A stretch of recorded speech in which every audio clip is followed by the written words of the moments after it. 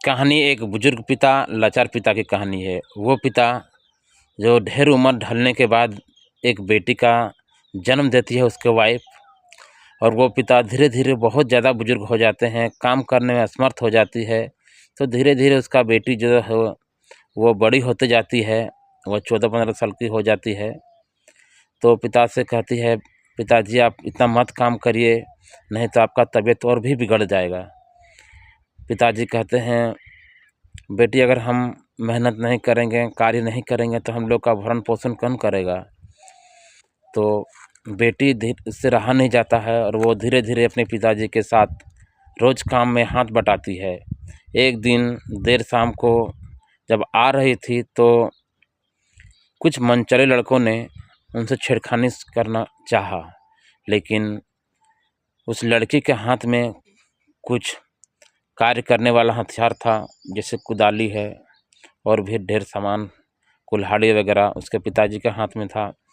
तो वो लड़का मनचले उन लोग को परेशान करना चाहता है, लेकिन लड़की के हाथ में हथियार रहता है, वो हथियार से मार भगाता है। तो उस पिता के मुंह से कुछ ऐसी कविता निकलती है, जो कविता बहुत ही अच्छी है, आप लोग ज़रा गौर से सुनिएगा।